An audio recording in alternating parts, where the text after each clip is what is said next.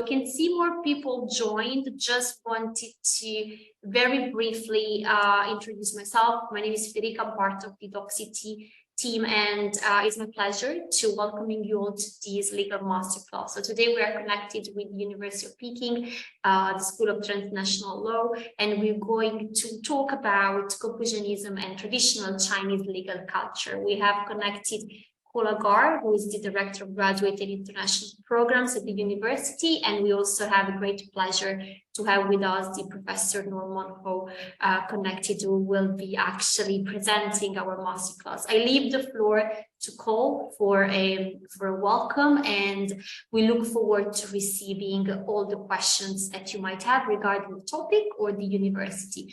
Cole, I leave it to the floor and remain waiting for all the students' questions. I think your mic is perfect. I was muted.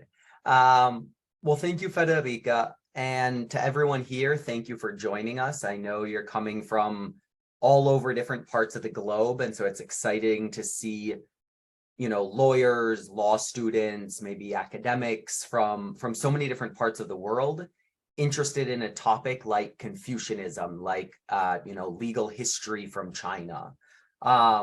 And I'm also just excited to be part of Peking University and to be able to bring something like this talk to such a wide audience. Before I turn it over to Professor Norman Ho, I just wanted to briefly tell you a little bit about our university, about our background, since I know in some parts of the world, everyone and their uncle knows Peking University, and in some parts of the world we're a little bit less known. We're a little bit, less familiar in all those legal communities.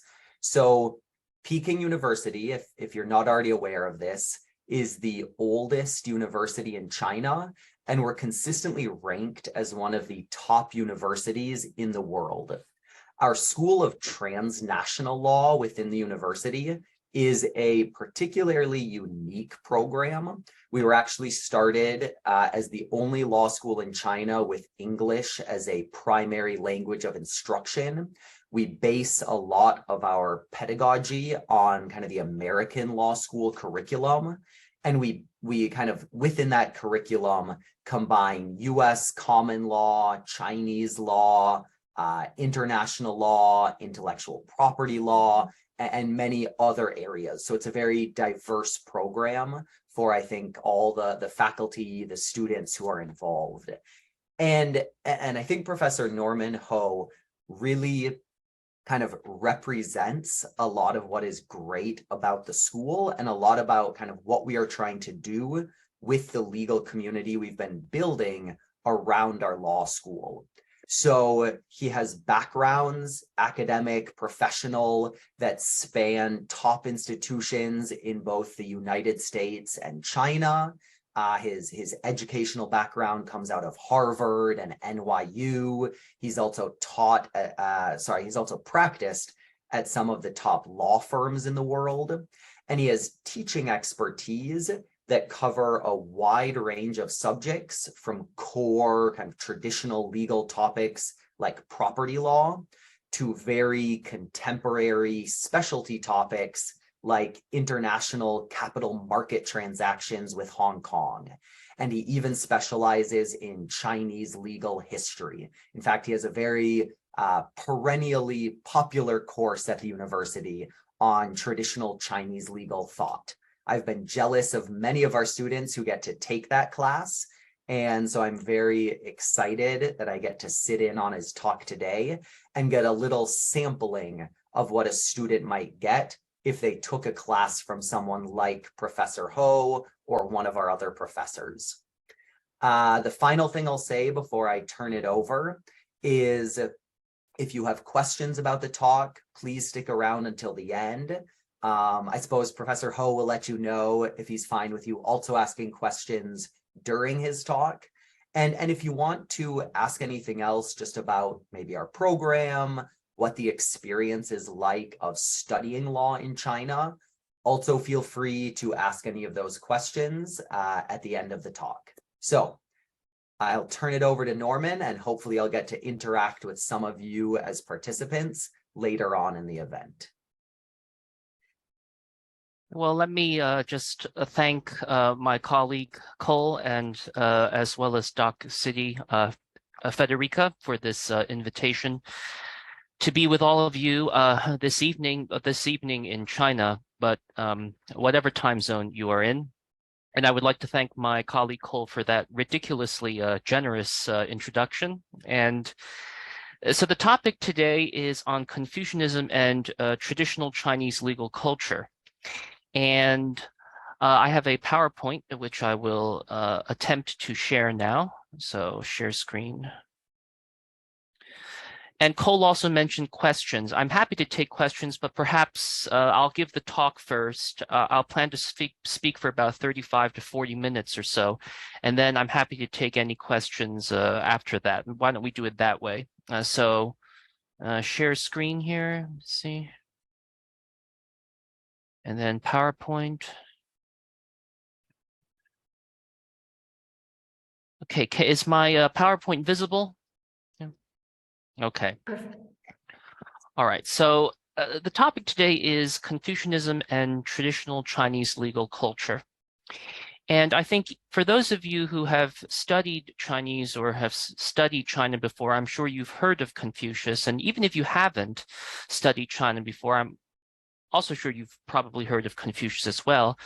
Confucius, regarded as China's first teacher, really, and China's most important philosopher, whose philosophy, which is known as Confucianism in English, has throughout history and continues to today be extremely influential, not just in China, but also in Korea, Japan, and many other East Asian countries, even in places such as the United States, where in some areas there are even Confucian groups such as the well-known Boston in Massachusetts, the Boston Confucians, which are a group of Americans who are trying to follow the precepts of Confucian philosophy.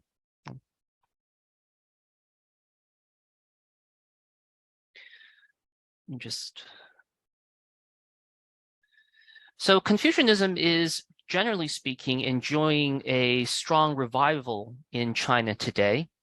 But it's important to remember that about 50 years ago or so, Confucianism was under attack, for example, in the Great Cultural Revolution. And on the left, you can see a photograph during the Great Cultural Revolution of a statue of Confucius that has been defaced.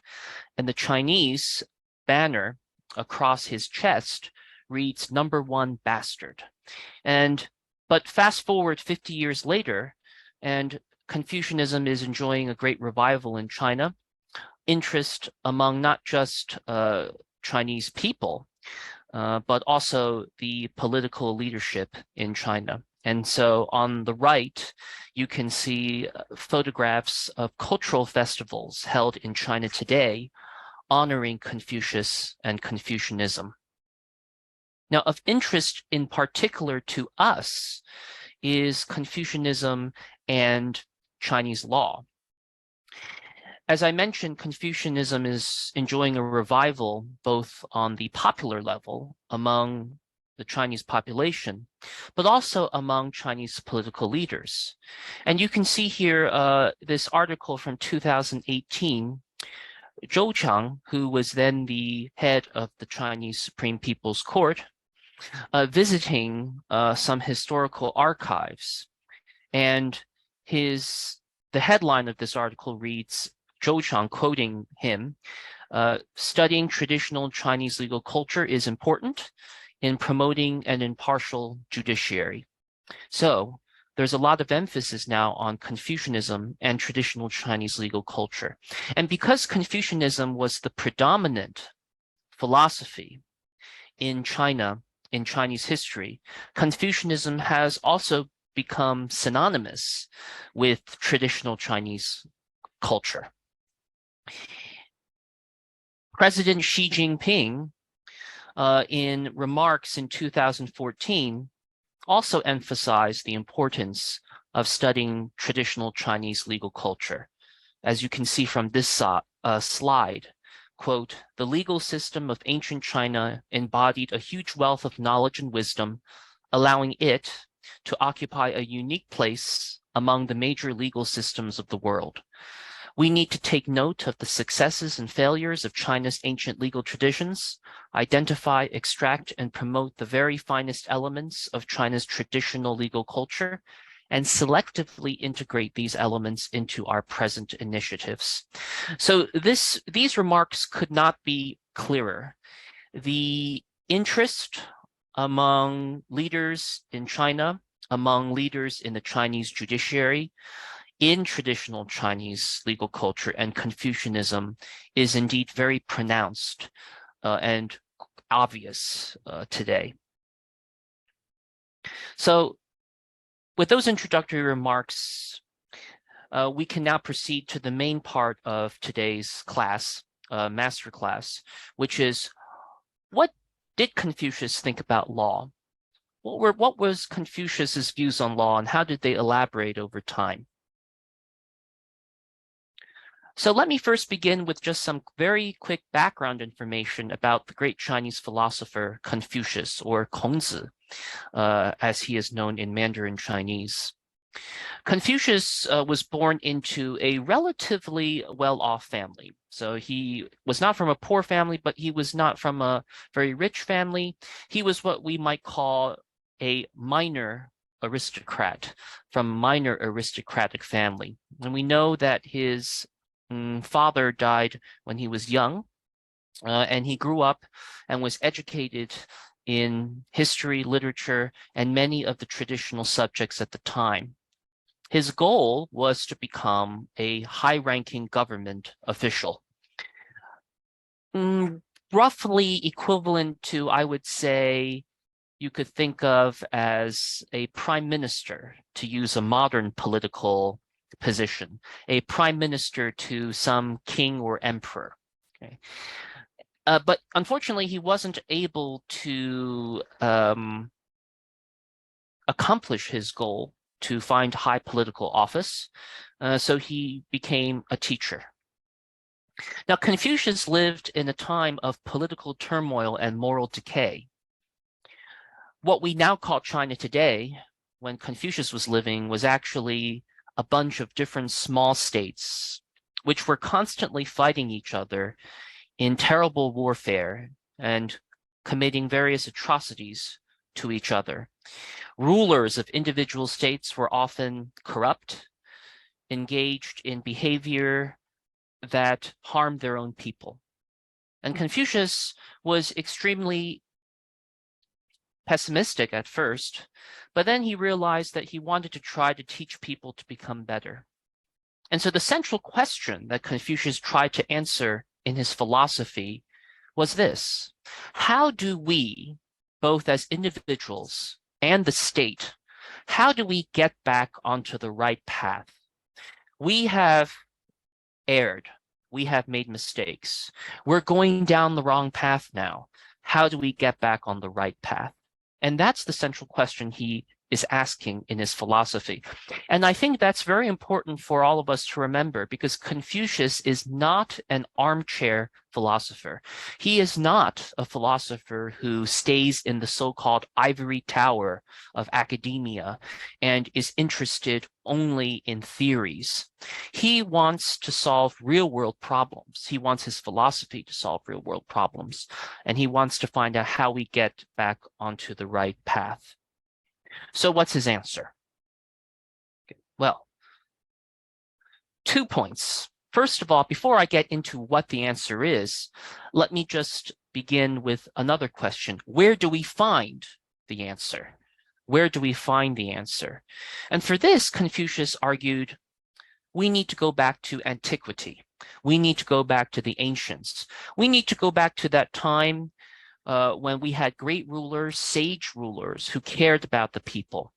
And in his mind, there were a few leaders in ancient China who had cared about their people, who had done wonderful things, and that we should try to emulate today. Rulers, for example, like the sage kings of Yao, Y-A-O, Shun, S-H-U-N, Kings, great kings of the early Zhou dynasty, such as King Wen, W-E-N, and King Wu, W-U, and a figure from the ancient period known as the Duke of Zhou.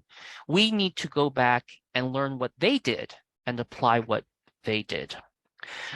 So I guess you can think of these individuals as founding fathers. We use this term a lot, right? Founding fathers. Every country nowadays has founding fathers or leaders that they respect greatly, that they look to. And oftentimes you might, maybe in your country, for example, where you're from, when you have political leaders giving speeches, they might quote or bring up these great founding fathers of our country who led our country through various trials and tribulations.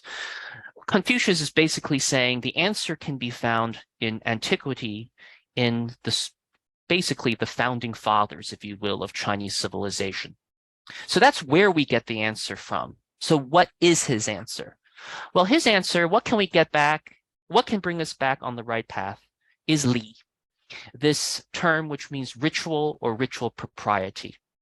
Now, some of you may be a bit disappointed. Some of you maybe were hoping for a much more dramatic answer.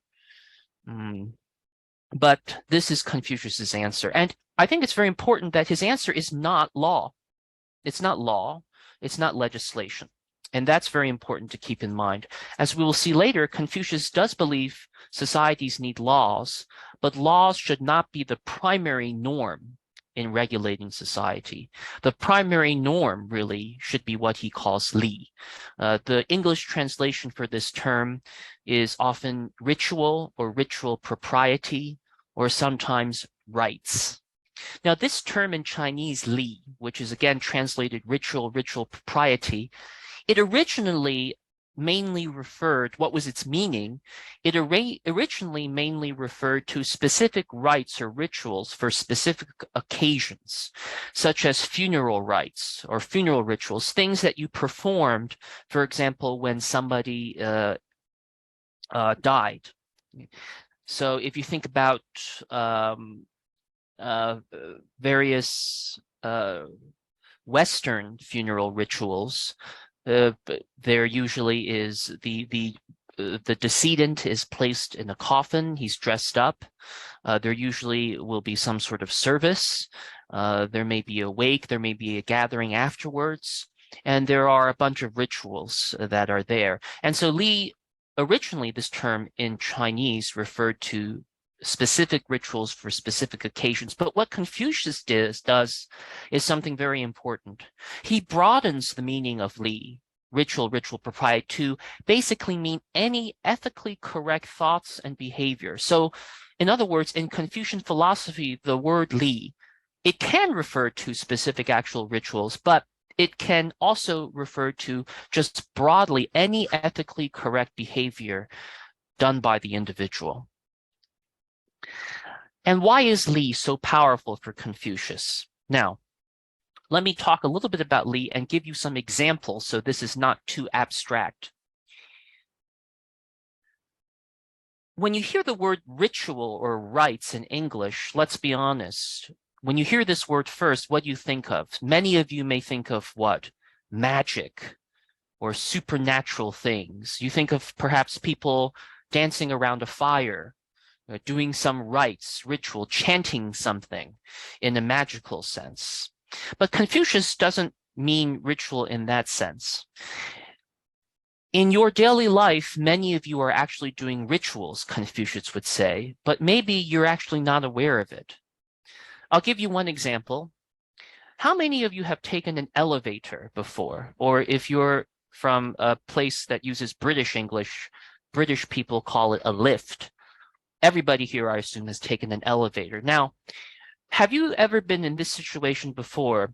You need to take the elevator to work or to school, and as you're running to the elevator, the door is closing.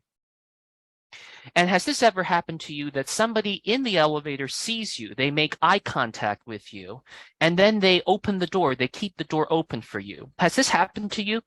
And when you get into the elevator, what do? Well, I hope Confucius would say, he would hope that you smile, you look at the person, and what do you say? You say thank you. Now, alternatively, have you ever been in the elevator and you see somebody running to catch the elevator, the door is closing, and have you ever opened the door for that person? And that person comes in the elevator, looks at you, says thank you. Has that ever happened to you? And how many of you, if this has happened to you, how many of you have felt good after that? That actually you felt, my day is beginning pretty good. I have faith in humanity. People care about each other. Well, Confucius would say this. You see, that interaction you had with a stranger who actually you don't know even, a complete, utter stranger, that human interaction was a ritual. When that person kept the door open for you, he was practicing a ritual. He was behaving ethically. He was behaving in a way that was moral. And what was the power of that ritual? When you got in the elevator, he caused a human emotional response from you. That's why I asked, what do most of you do? Don't you look at the person? You make eye contact and you smile and you say thank you. And what will that person do? He probably will smile too. So we have smiling, we have feelings of goodness, we have conversation. Thank you.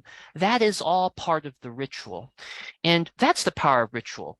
Nobody had to hold a gun to your head to say, make sure you say thank you to that person. Nobody had to pass a law or hold a gun to the elevator guy for keeping the door open for you. Just did it naturally. And you thanked him naturally. And that's the power of ritual. Likewise, have you guys ever been in a situation where you're running late, the elevator doors are closing, and what does the person inside do? Has this ever happened to you? Close door, close door, close door, and the door closes. And what is your reaction? My guess is many of you, including me, I've done this. When the doors close, you start saying things that you would not repeat in front of your children. You may say certain curse words, right? And then your day begins in a very lousy way. Well, Confucius would say, you see, in that kind of society where rituals are not being practiced well, when people are not practicing proper rituals, what is the power of the negative absence of ritual? Your day is shot. Your day begins lousy. You start feeling bad thoughts, bad emotions, and you might even be very upset. So you can see the power of ritual, but also the absence of ritual. Ritual is so powerful because when we are properly educated and cultivated in what proper rituals are, when we perform rituals on a day-to-day basis, we can create positive emotional responses in people. And that can actually serve as a form of regulation in a way in society, because people will have expectations of how to act properly. Okay? Now, ritual is the main thing that Confucius talks about that's so powerful. But there are some other concepts now that I'll introduce to you that are also part of Confucian philosophy and Confucian legal philosophy. Ritual is the most important way to get back on the path. And ritual applies to both us as individuals, but also the state. Leaders should also act in accordance with ritual. Now, Confucius also gives some more specific discussion of the state. And one of his followers, you could say, Duke Jing of Qi, who was a leader of the state of Qi, asked Confucius one day for advice. He asked Confucius about governing. How do I govern properly? And Confucius responded, let the Lord be a true Lord, the ministers, true ministers, the fathers, true fathers, and the sons, true sons. Now, some of you may read this passage and the first reaction you may have is, what does this mean? Well, this is the Confucian idea of rectification of names. Rectify means what? Correct. Correcting something that is erroneous. Names is just what we call things. And Confucius argued that in order to make a state more just, in order for society to be ruled more properly, you need ritual, and you also need this rectification of names. And this is what this concept means in Confucian philosophy. Everything, because as human beings, we have the power of language that distinguishes us from other creatures. Some animals we have arguably some mode of communication, right? But I think most of you know what I mean. Human beings, we're unique because we actually have full written language. And in our language, no matter what language you speak, English, Chinese, Spanish, Russian, French, Italian, there are names for things. We have nouns for things. And Confucius basically argues every name has within it a certain meaning or a certain essence. Every name has a sort of obligation, a ritual obligation, and one must live up to his or her name. So if I ask you guys, teacher is a name. In Chinese, we say 老师, teacher. Confucius would say that's not just a noun. When you call somebody a teacher or you refer to someone as a teacher or professor, for example, that name connotes also certain obligations. A teacher, to be called a teacher, has a responsibility to be what? Caring of students, teaching students proper knowledge, and guiding students. And if somebody doesn't do that who's a teacher, we shouldn't be calling him teacher. Likewise, have you guys ever seen movies where a child and a father, for example, are arguing? And the father is very irresponsible. He doesn't care for his child. He doesn't take care of his child. And have you guys ever seen movies where the child explodes at the father and says, you don't deserve to be a father. You don't deserve to be called dad. That's the idea of rectification of names. Even the name father has certain obligations attached with it. So Confucius said, let the Lord be a true Lord. If somebody in your country is called president or prime minister, for example, or judge, that's not just a title. That's a name that has certain obligations, and that person needs to live up to that obligation. Now, getting into the law stuff, or the law part, as I mentioned earlier, Confucius believes in society, the most important thing to help us get back, the most important norm to help us get back to how we should behave properly onto the right path is ritual. And also, of course, the idea of rectification of names as a supplementary concept.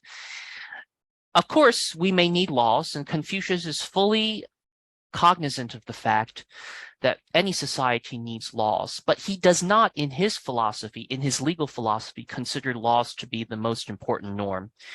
And the most important passage in the Analects is the English translation for it's like a small book which contains many of Confucius's recorded sayings from the time. Analects means sayings in English. In Chinese, we call this text 论语. There's a famous passage there that makes this plain. Quote, Confucius says this, quote, if you try to guide the common people with coercive regulations and keep them in line with punishments, the common people will become evasive and will have no sense of shame. If, however, you guide them with virtue and keep them in line by means of ritual, the people will have a sense of shame and they will rectify themselves, end quote. So Confucius's point is this. Ruling and leading people by virtue and ritual will be much more effective over the long run than ruling only by laws, because when people are taught and act according to proper ritual, remember the elevator example. People can be proactively helpful and kind to others without doing bad things. If you lead people just with laws and regulations, people will not have a sense of shame and they'll become evasive. What does that mean? Evasive basically means, well, all I have to do in terms of how I live my life is I just have to avoid not breaking the law. But I can do anything else that, even if it gets me close to breaking the law, as long as I don't break it, I'll be okay. And if somebody accuses me of breaking the law, what am I going to do? I'm going to argue. I'm going to try to find loopholes. I'm going to say, well, that doesn't really apply to me. What I did wasn't really that wrong. If you read the statute this way, it doesn't really apply to me. Ooh, there are also these precedents, blah, blah, blah, blah, blah. And for Confucius, this would be a horrible situation because people would not be acting proactively in a moral way. In fact, as you can see in the second bullet point, Confucius in his life also expressed horror at rulers publicizing or publishing the written laws. You know, nowadays, I think in our lives, we take for granted that laws are published. Otherwise, law schools could not function because what would you guys study? You would have nothing to study because we don't know what the laws are. But imagine a situation where laws are not publicized to the people. Now, I think, again, for our modern sensibilities, this would be a horrific phenomenon. Many of us might say this is completely antithetical to the rule of law. But for Confucius, he saw publicization of laws as very dangerous. And again, it fits into his general philosophy about ritual. When you publish the laws, what are people going to do? People are just going to focus on the law itself and try to manage their affairs and behavior, not in a proactively moral way, but rather in a way to avoid the law. And this will reduce the cohesiveness in society. I'll give you guys a very quick example. In our law school, like many law schools around the world, there are rules about classroom attendance. And many law schools have very specific published rules. These are rules that are available to every student to read, in fact, the public. I'll give you an example. For example, rules might say students may not miss more than 20% of class sessions without excuse, with or without excuse. So if you have okay, so math is never my strong suit, so let me choose an easy number here. 10 class sessions, what's 20%? 2. So the rule says you can't miss more than 2 classes. Okay, with or without excuse. There was once a situation where I was teaching a class, and because of there were some university events, so the classes had to be condensed from 20 to 17. Now, 17, as you guys know, is not a round number. If you multiply 17 by 20%, you're not going to get a round number. You're going to get decimal points. Don't ask me to do the math. I don't know what it is. But anyway, the number ended up being, let's just say, for sake of hypothetical, 3.6. Okay. And or 3.7 classes or so. And the student in my class missed 4 classes, okay? And I told the student, well, unfortunately, the attendance rule says you can't miss more than 20%. 20% is 3.6. You've missed 4 classes. And the student became very argumentative. No, 3.6, professor, you round up. Any reasonable person would round up. 3.6 is 4. So I'm 4. Plus, professor, it wouldn't make sense. How would you enforce 3.6? So I miss 3 classes and then 0.6 of another. And then I said, well, I don't think that the spirit of the rule was meant to do this. But anyway, back and forth and back and forth. But I couldn't help think of Confucius, right? If Confucius was here, he would say, you see, that's the danger with publicizing the laws. Rather than focus on, as a student is a name too, right? A student, what does that connote? Somebody who takes their education seriously, who wants to come to class, who wants to participate, rather than think that way and say, I'll go to class. You have a situation now where people start arguing 3.64, 3.64, and Confucius doesn't want that kind of society, okay? Now, as a law professor, I was, of course, I was impressed with my students' ability to argue and plead his case, but I couldn't help think of Confucius's idea, right? So in the end, Confucius sees law as a norm, but not the primary norm in society. And in fact, Confucius, he sets forth an ideal, okay? He sets forth an ideal that at some point he hopes that there actually will not be any civil litigation anymore. And so you guys can see here this quote from the Analects. Confucius said, when it comes to hearing civil litigation, I am as good as anyone else. What is necessary, though, is to bring it about that there is no civil litigation at all. Now, two striking things about this passage. First of all, do you guys see Confucius said, I am as good as anyone else? He's very confident in his abilities. And I think this is important to remember that actually before he became a teacher full-time, Confucius did hold some minor positions in government. He served actually as a judicial officer in his home state of Lu, which is in present-day Shandong province in the north. He decided cases. So he's actually a philosopher, but he also served as a legal official. And he says here basically, if I have to hear civil cases, I will, but I would prefer just for society not to have civil litigation at all. And if you think about why civil litigation is so harmful to society, Confucius believed that civil litigation has the power to destroy human relationships. It has the power to make people hate each other. It has the power to make people not act in a ritually proper way. And so Confucius preferred mediation. He preferred the term nowadays in law that we use, alternative dispute resolution. Of course, I'm not saying Confucius said that, but if you can think of it in that sense, right? Confucius is not really a fan of civil litigation. And there's a great story in the historical record. Confucius, when he was serving as a judicial official, he had to hear a case involving a father and son who were suing each other. Now think about this. This is a horrible situation for Confucius because one of Confucius's major ideas is also something that some of you may have heard before, filial piety, or xiao, the idea that parents and children have the most important relationship. They have the most important ritual relationship in the world.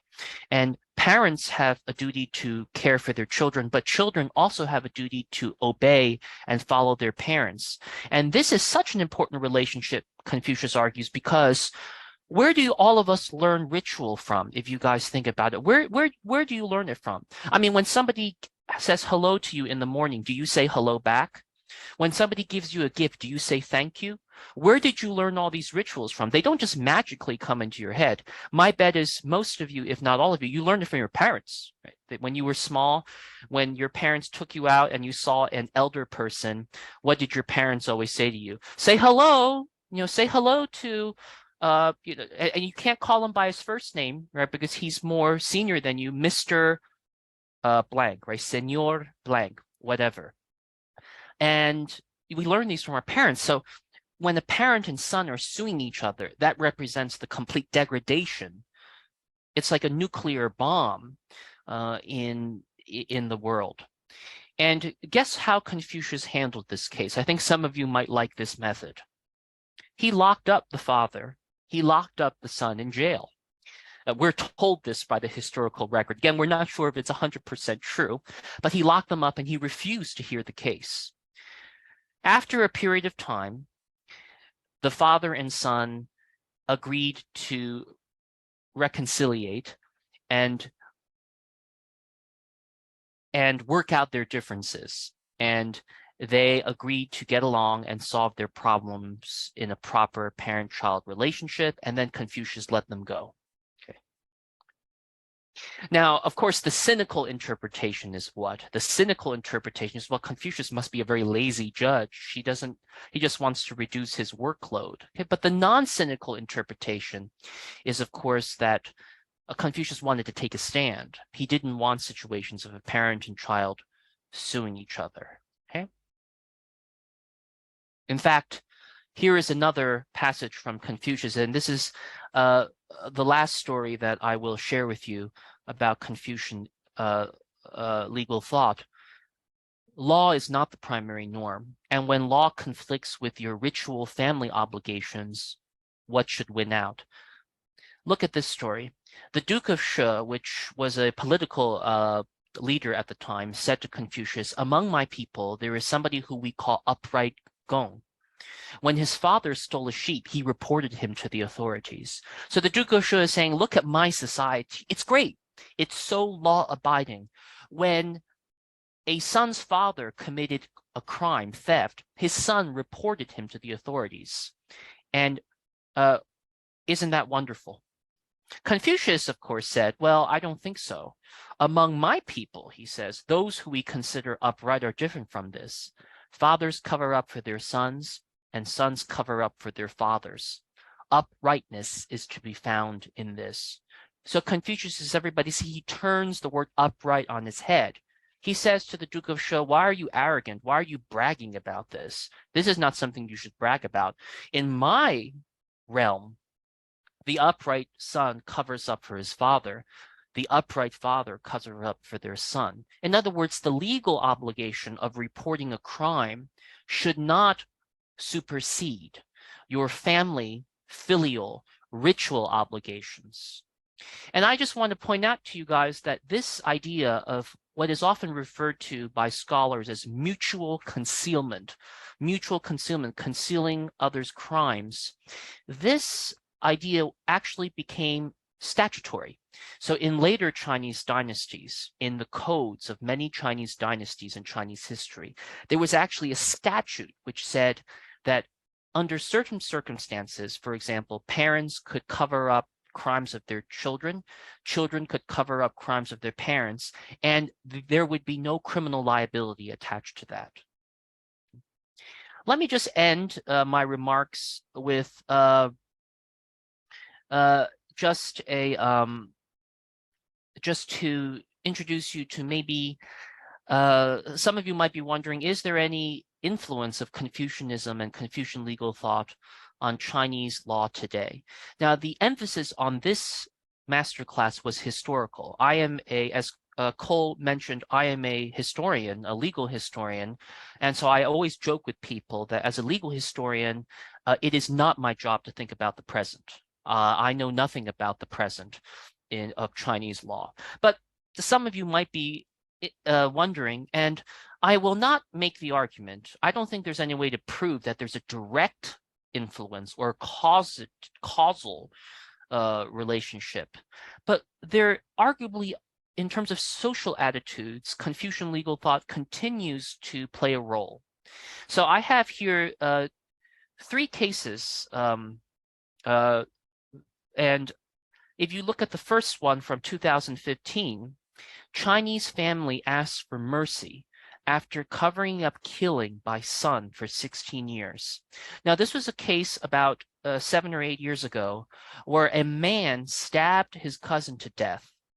But he stabbed his cousin to death because he caught his cousin beating his father. Now, he committed murder. Okay, and the facts of the case were particularly gruesome. He stabbed his cousin in the head with a knife. But what did his family do? They covered up his crime. They concealed his crime for 16 years. Eventually, he was caught. He turned himself in, and more than 300 people in his village signed a petition asking for clemency. So this idea, right, that actually, perhaps morally speaking at least, it may be morally understandable. I'm not going to use the word acceptable, but understandable that families cover up crimes for their sons. Arguably, you could see that attitude persevering.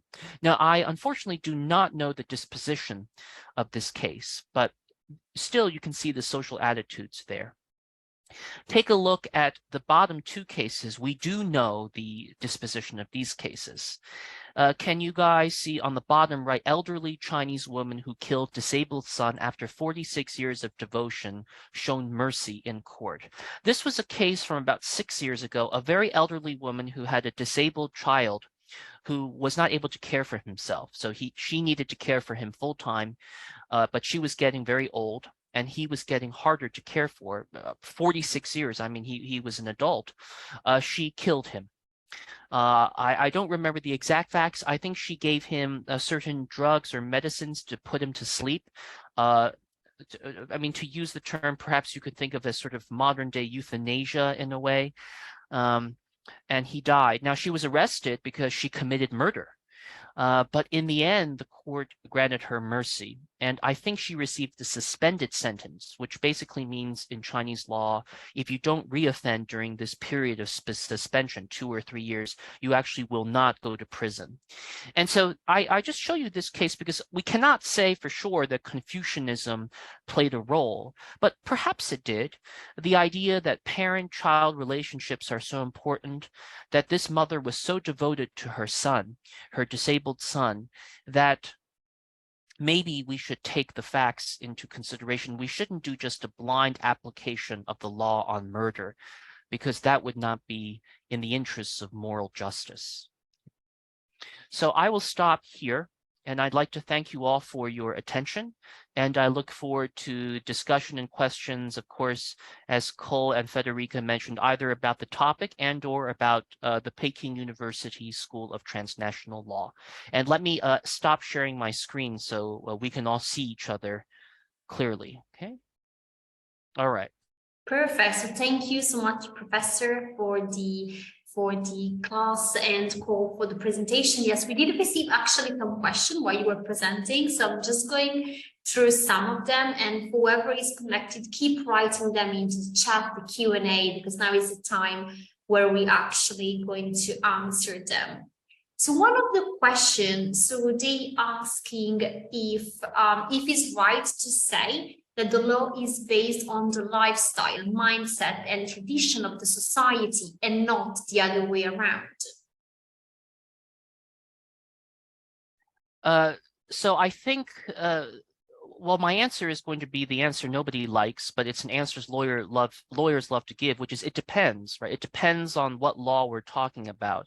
I think there are some forms of law, like maybe securities or corporate law, which are not necessarily based on social attitudes, but are based on some external idea that some scholars think how corporations should be run.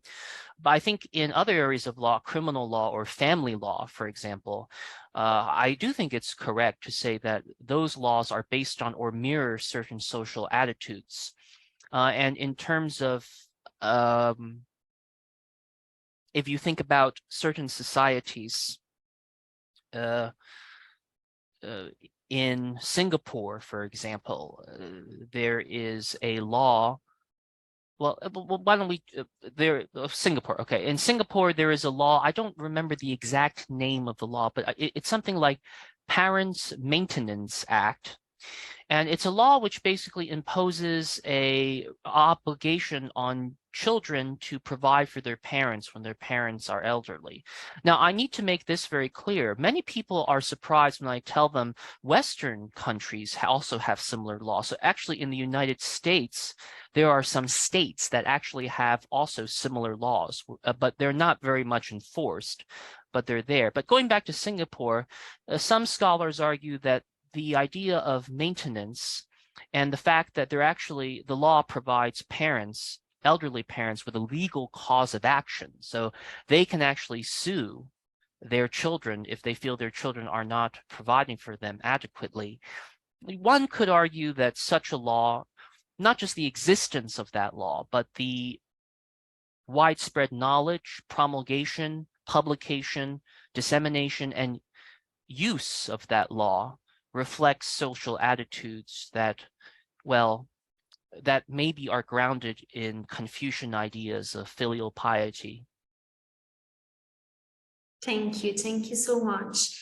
Natalie, oh sorry, Paul, I don't know if you wanted to add I was something. just going to add an interesting tidbit to what Norman was just saying, because we actually had one of our LLM students, one of our master's students from Singapore last year, wrote a research paper on this law that Norman mentioned, because you had some interesting cases arise during the pandemic where they ended up, going to court or maybe mediation, because there would be a dispute between the elderly parent and their adult child about things like whether the elderly parent had acted unreasonably by maybe racking up medical bills during the pandemic, or maybe whether they could have avoided some of those medical bills if they had gotten vaccinated earlier or not gone to social situations which caused them to get sick. So really, you had a very interesting tension arise between the technical legal side and the social side, and kind of these situations during the pandemic were one of those situations that one of our students recently chose to write about. Very interesting. Natalie is asking if Confucian have a perspective towards international law. So if so, how this perspective influenced today's Chinese relation with other states? So I'm not an international law expert, but the answer to Natalie's question is yes, he did have attitudes towards international law, because recall that the time period in which he lived in, what we call China today, were essentially warring states who essentially had foreign relations with each other. The basis for morally correct international relations in Confucius's view is actually something in the masterclass we talked about today: ritual. Remember, ritual propriety lies at the base of all moral interactions, whether it be person to person, person with state, state to state. And so Confucius believed that states, for example, should also act in a ritually proper way. So I suppose for anybody who studies international relations, we have models of international relations such as the realist model, right, which says that countries act in ways that essentially self-interested, so that they don't really do things out of moral consideration. It's what is in the national interest at our time. I think Confucius would be very concerned with that. Obviously, he acknowledges that countries do behave, states behave in ways that maximize their national interest, but Confucius would also want to see respect, ritual propriety. So Confucius also emphasized even diplomatic meetings, for example, between states have to be conducted in ritually proper ways because it is a sign of mutual respect, just as when you say hello to a friend or you greet a friend, how you treat a friend.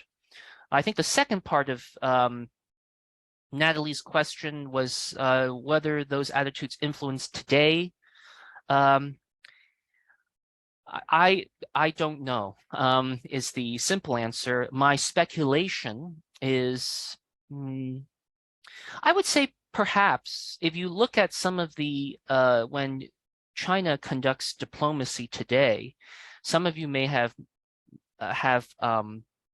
noticed that the Ministry of Foreign Affairs, often when it refers to certain countries, refers to them as ironclad friends. So one example I can think of is Pakistan, China-Pakistan relations. And China and Pakistan have enjoyed very close relations for the past decades. And China often refers to Pakistan not just as an ally, but literally as an ironclad friend. And Pakistan's foreign ministry often also describes China as a very close friend who stayed with us for a long time. I think that kind of more human language, at least, that which emphasizes not just the state-to-state national interest argument, but the idea of ironclad friendship and almost as if two people are talking to each other. Perhaps one could argue that that is couched in notions of li, ritual propriety. Okay, but again, that's just my speculation. Yeah. Thank you. Fiorella is asking us, what are the alternative methods of dispute resolution that were popular in traditional China? I didn't hear the, what were the... Sorry. It was if there was any alternative methods to dispute resolution that were popular in traditional China. Dispute resolution methods that were popular in traditional China. Yeah. Usually, if somebody had a dispute, the courts were generally the last resort, because part of it was the influence of Confucian philosophy. The other part was just practical. Often, most people did not live near the magistrate or the government office for that area. So it would take a long time to trek there. So usually for dispute resolution, the preference was, of course, to just solve the problem with the person himself or herself. If that didn't work, there's evidence of people getting together, elders, for example, in that town or village and letting the elders hear the case and try to reach a consensus and to guide people. Or you would maybe find family clans. The clan system was quite strong in certain areas. Sort of this kind of decentralized system. And so that would be the primary methods. Of course, what we would call courts were still available. You could submit a case to the government officials, the magistrate who was responsible for dealing with these things. Although in many Chinese dynasties, the central government tried to discourage such actions. So just to give a specific example very quickly, in the Ming Dynasty, so the Ming Dynasty 1368 to 1644, the first emperor of the Ming Dynasty, Zhu Yuanzhang, Ming Taizu, or just call him the first emperor of the Ming Dynasty, it's easier. He sent edicts out, actually. He said, listen, there are just too many people who are coming to the capital trying to get their cases heard, and I've had enough about this. There's people who are too litigious, and they are shameless, and they're embarrassing themselves and their ancestors. Don't they remember Confucian teachings?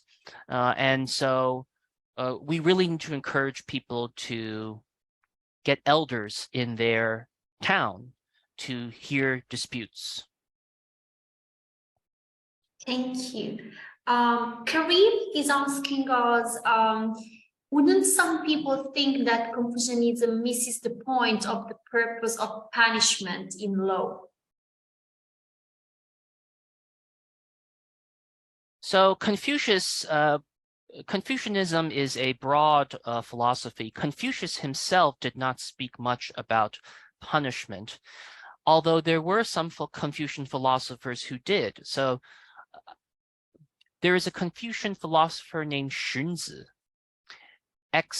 in Pinyin, Xunzi, Xunzi. He is the first Confucian philosopher to actually give a essay. He writes a short essay about punishment and the purposes of punishment. And actually, if you read that essay, many of the purposes of punishment he describes is very similar to what we would consider today the purpose of punishment. So if you think about today, what are the theories of punishment? Why do we punish? Deterrence, retribution, other consequentialist arguments, right? You deter people. Also, there's some people argue punishment should be more about not retribution or deterrence, but about rehabilitation, right? Punishing someone, but in the end to actually make them learn from the punishment and become better. Actually, Confucianism, not Confucius though, because he didn't really talk, but Confucianism also recognized these important aspects of punishment as well. So I would say I don't think they missed the point on the purpose of punishment because they all believed in these bases. I think though, philosophy-wise at least, in terms of Confucian philosophy generally, they tried to emphasize more the rehabilitative aspects of punishment. And so I'll just end my answer with this point. If you look at many Confucian philosophers and officials throughout Chinese history, there is actually a line, maybe you can call it a slogan, although maybe I wouldn't go so far as to call it a slogan, but it's quoted a lot. They like to say things like, the reason we punish is so at some point we don't need punishment anymore. The reason we punish is to do away with punishment. That may seem contradictory, but the idea is we punish people now because we want them to learn that that's not the right way to act. And then we can get to a point where we can actually do away with punishments. That's the ideal. Thank you, Professor. Cool. I've noticed there was a question regarding the programs. Maybe you can help answer. It's regarding the language. So they're asking if the Chinese knowledge is necessary to completing a master's degree at the University of Peking. Sure. Yeah, that's an easy one to answer. Our international students do not need any Chinese language proficiency either to be admitted to the program or to complete the program. All of our students do take at least one Chinese language course during the program. Many choose to do much more than this just because Chinese is an extremely valuable language to have some basic understanding of today. But it's not required. It's kind of it's a bonus. If you have Chinese coming into the program, you will probably integrate better into your time in China. It'll probably help you make friends, but it is not required. Thank you. Professor, a couple of questions regarding if there are some sort of influence of Confucianism into the new Chinese civil code or the Chinese culture.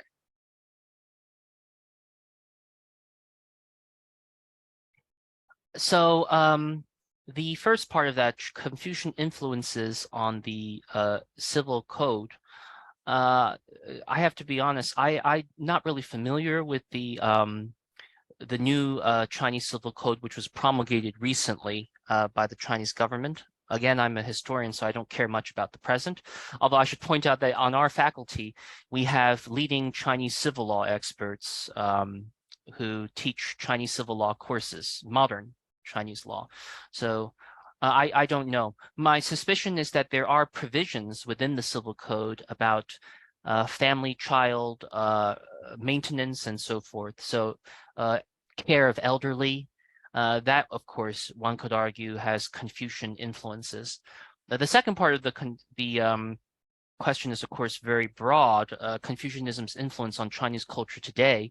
I would say that definitely one can see on a daily basis in terms of just parents and children relationship. I mean, the simplest example I can give is in many Confucian societies, and by Confucian societies, I'm not just referring to China, I'm not just referring to mainland China, also mainland China, Hong Kong, Taiwan, and also other places such as Korea. I'll just give a very simple example. It's actually in these places, it's not considered odd for a unmarried child to continue living with her parents even after she becomes legally an adult, right, while she's working or something.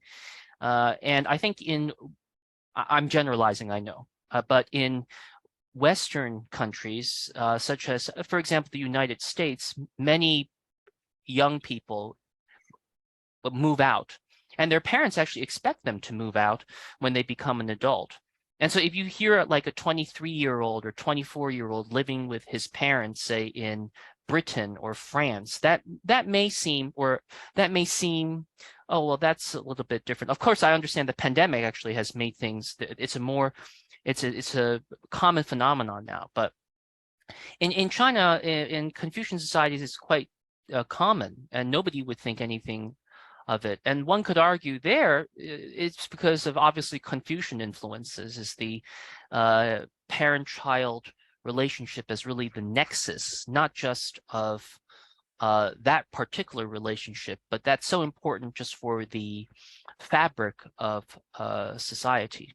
Okay. And then there are, of course, many other influences that we could also talk about people, interactions with people and certain other attitudes, but I'll just use that example. Thank you. Still have time for a couple of questions. Julio is asking us if the Confucian idea of the virtue underlying the legal system is comparable to the mos marium, is the custom of the ancestor in the ancient Roman law. So my microphone wasn't, there was static. If is the idea of the, is the Confucian idea of virtue underlining the legal system comparable to the mos marium, the custom of the ancestor in the ancient Roman law? Well, this one is very easy for me to answer because I actually don't know really anything about ancient Roman law. So I'm sorry, I can't answer that question, whether, yeah. And I'm not going to pretend to, so, yeah. Thank you so much. And asking if there is a book that you would recommend to learn more about the subject. So students were very interested. Actually, a lot of them is thanking you for the masterclass. If there is any reading that you would advise them.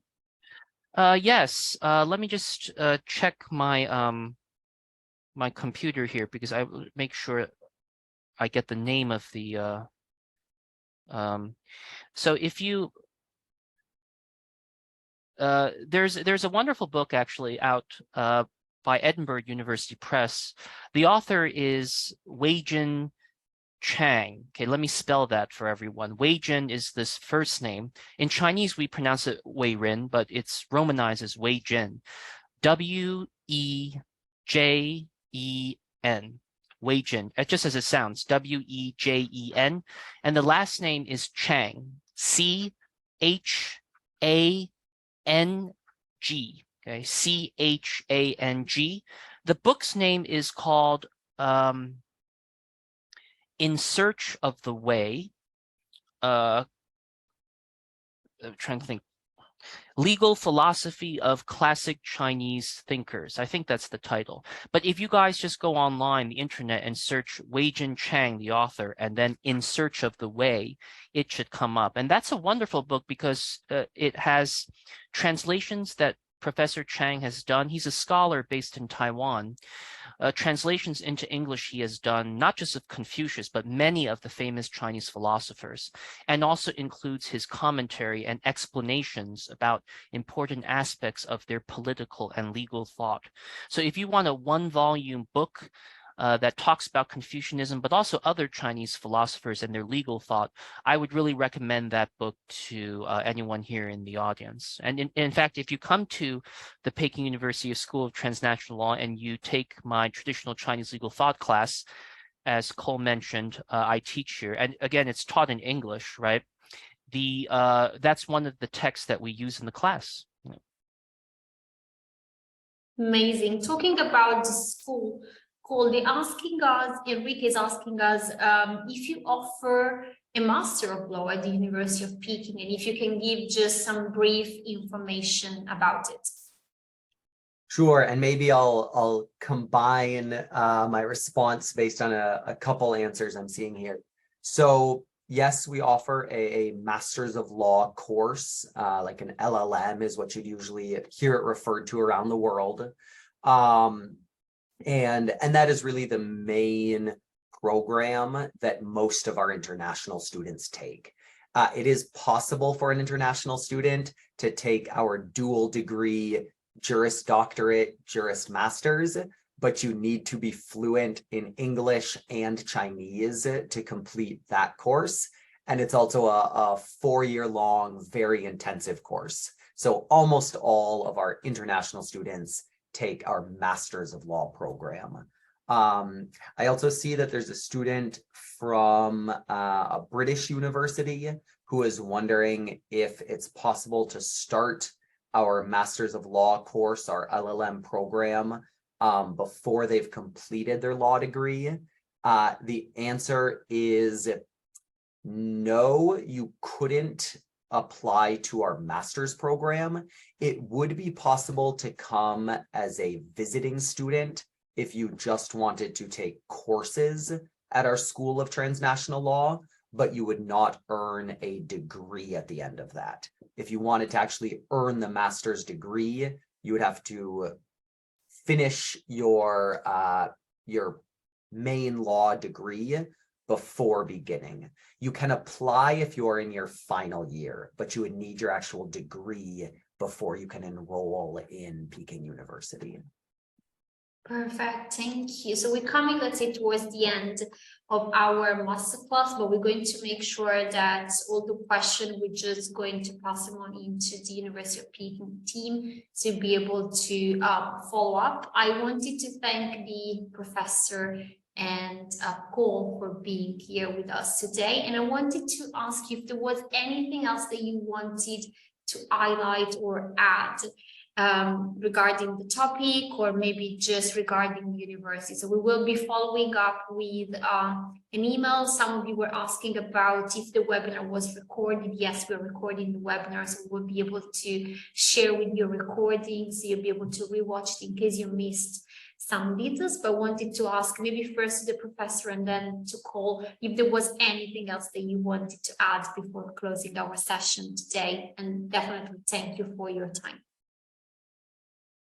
All right, well, thank you, Federica. And I guess I'll just say that if anybody has any other questions about of Confucianism or Chinese legal history, you can feel free to contact me. If you go to our website, the Peking University School of Transnational Law website, which I assume you can either search for it or you know where it is. If you click on faculty, you can find my name and profile there, and there's my email address there as well. It's a little bit long, so I'm not going to say it here, but you can just find it on the website. And if Chinese legal history and traditional Chinese legal thought are things that you're interested in, I do hope to see you at STL.